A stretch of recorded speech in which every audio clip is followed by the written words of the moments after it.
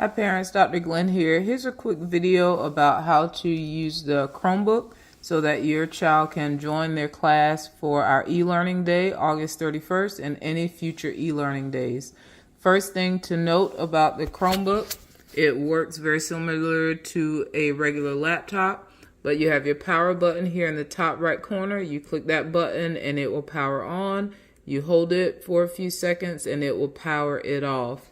You have your volume keys here. That will be important once your child has joined in Teams to make sure if they can't hear, they're turning that volume up, or if it's too loud, they're turning that volume down. And then also make sure that the light on this button is not on. This button that has the line across the speaker icon, that means the laptop or the Chromebook is muted. So you want to make sure that light is off. When it's off, you should have sound. So to log into the Chromebook, all of the students, their login information is taped to the left side of their Chromebook. So once it is open, you should see the child's name, their grade, their username, their email address, and their password. When they're logging in, you should already see their name, and so they need to enter their password. It is case sensitive, so ensure that when your child is typing in their password, if it's a capital letter, that they are typing a capital letter. After the password is entered and they come to their home screen, the first thing your child will want to check is down here in this right corner. They want to make sure that they are connected to the Wi-Fi.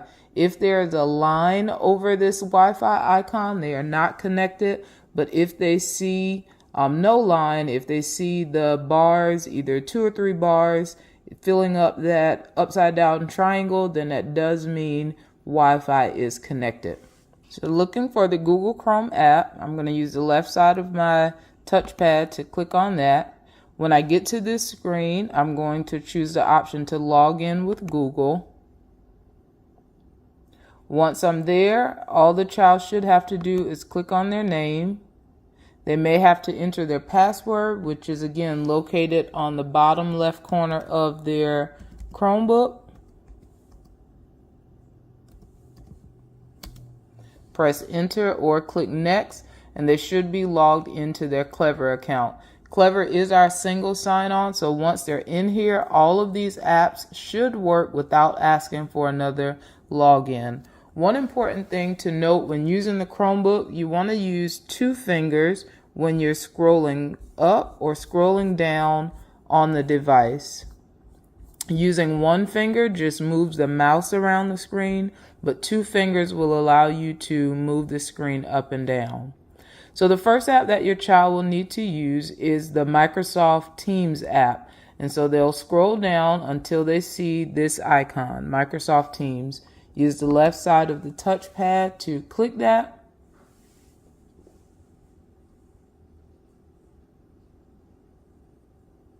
And Microsoft Teams should open. There are 2 parts of Microsoft Teams that your child should be familiar with. If they look over here on the left side, the first one is this Teams icon. If your child clicks on that, it's going to bring them to this screen, which shows all the teams that they are a part of. And right now, this child, they're a part of 3 teams. Each child should see at least 2 teachers, except if they only have 1 teacher, of course, and they'll just see 1. But they'll see 1 teacher for their ELA social studies, the other for their math science.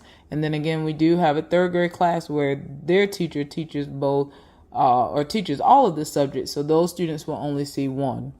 From this Teams, let's say this is the class we need to get into. So I'm going to click on Ms. Nimmons' homeroom. And what I want to look for on the left side under channels, I want to look for general. And I want to click on that.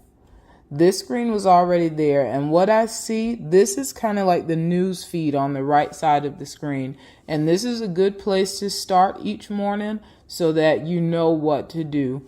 As you can see, the teacher already has a meeting set up for tomorrow, and so when it's time to log in, this child could simply click on the purple bar.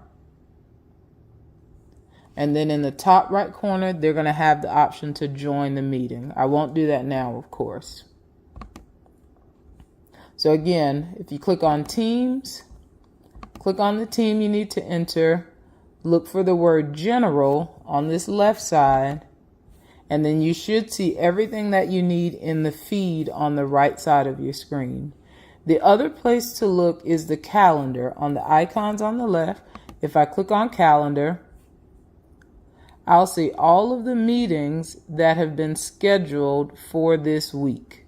Notice the dates across the top. The class that's tomorrow, morning meeting, math, science, that's scheduled for 8 a.m. If the child clicks on this box, they also get the option to join. So that's another way you can get into the meeting. Just as an extra piece of information, if there are any old classes, and you'll know they're old classes because they have this line across them, you can come in, click that, and then you'll have the option to remove from calendar. You'll have the option to remove the occurrence, which is just that single meeting, or you can remove the series, which I recommend, and it will take off all of the classes related to that one that are now canceled. So I'm going to click remove series, and notice how that clears the calendar. It helps it to make it a little less cluttered, a little clutter free. So two options, two ways to get to the classes: Teams,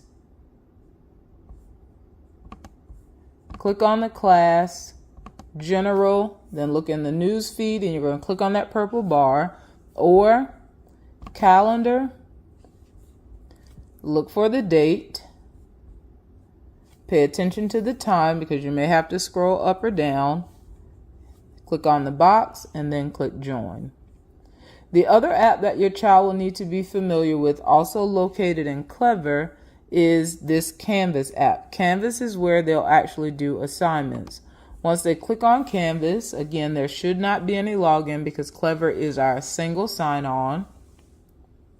What I recommend is starting with the dashboard. As we're on the dashboard now, we see all of the classes in which this student is enrolled. And so let's say they're on Microsoft Teams with their math teacher. They'll look for their math course, click into that. And what I recommend doing is coming over to the left side of the screen and clicking modules. After you click modules, you'll see the assignments or anything that the teacher has placed in there.